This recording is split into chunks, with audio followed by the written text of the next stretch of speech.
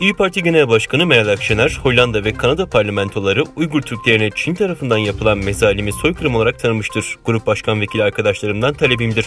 Meclis başkanından randevu alacaksınız. Türkiye Büyük Millet Meclisi'nden Uygur Türklerinin uğradığı mezalimin soykırım olarak tanınması gerektiğine dair talepte bulunacaksınız, dedi.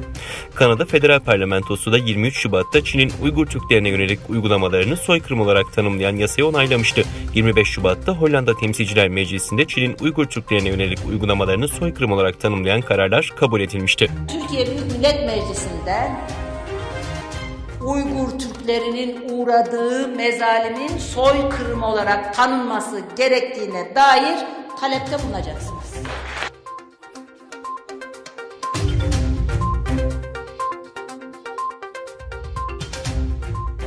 2019'da Çin zulmünden kurtulup Fransa'ya gelen kamp tanığı Gülbahar Hativaji, Çin'in Doğu Türkistan'da kurduğu ceza kamplarının zorluklarını, Çin'in Doğu Türkistan halkına yönelik baskılarını, işkencelerini ve kamplardaki günlerini anlatan Çin Kampından Kurtulanlar adlı bir kitap yayınladı. Kitap ve kamplar hakkında Fransız medyasında gündem oluştu ve halkın dikkatini çekti. 23 Şubat'ta Fransa'daki Çin Büyükelçiliği Gülbahar Hanım'ı suçlayan bir açıklama yaparak uzun süredir bölücü ve terör faaliyetlerinde bulunduğu, ayrılıkçı ve terörist olduğu propagandası yaptı.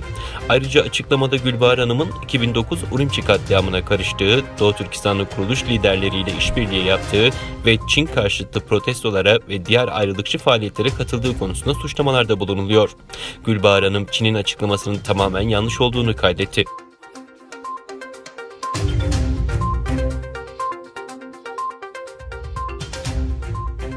Çin'in Hong Kong Özel İdari Bölgesi'nde polis hükümeti devirmeye yönelik plan yaptıkları gerekçesiyle 47 aktivisti gözaltına aldı. Söz konusu kişilerin bugün mahkemeye çıkacağı açıklandı. Yaşları 23 ila 64 olan aktivistlerin Ocak ayında da gözaltına alındıkları ve ardından serbest bırakıldıkları belirtildi.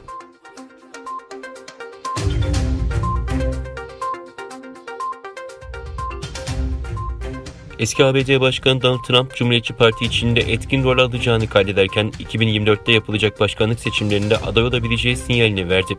20 Ocak'ta başkanlık görevini Demokrat rakibi Joe Biden'a devreden Donald Trump, görevi sona erdikten sonra ilk kalabalığa hitabını Florida'da gerçekleştirdi. 2021 Muhafazakar Siyasi Eylem Konferansı'nda konuşan, yeni parti iddialarını net bir dille yalanlayan Trump, yeni bir parti kurmayacağım, bu yöndeki haberler yalan, Cumhuriyetçi Parti bizim partimiz, gururlu, çalışkan ve vatansever Amerikalıların oluşturduğu hareketimiz yeni başladı ve sonunda biz kazanacağız değerlendirmesini yaptı.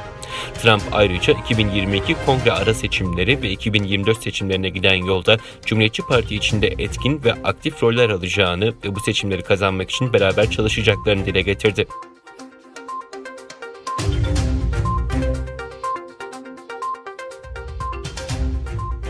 Almanya Dışişleri Bakanı Heiko Maas, geçen hafta AB liderlerinin üzerinde uzlaştığı aşı pasaportu konusunda açıklama yaptı. Almanya Dışişleri Bakanı Heiko Maas, AB ülkelerinde kullanılması planlanan aşı pasaportu konusunda Twitter hesabından paylaşımlarda bulundu. Maas, Avrupa aşı pasaportu üzerinde son sürat çalışmalıyız. Tercihen akıllı telefonlarda kullanılabilecek dijital platformlar için düzenlenmiş bir belge. Pandemi sürecinde öngörülebilir problemlere çözüm hazırlamadığımız için çok zaman kaybettik. Elbette öncesinde aşılanan vatandaşların daha az bulaştırıcı olup olmadığını bilmeli ve nüfusun büyük bir bölümünü olabildiğince hızlı bir şekilde aşılamalıyız. Buna paralel olarak aşı pasaportunun zamanında hazır olmasını sağlamalıyız, dedi.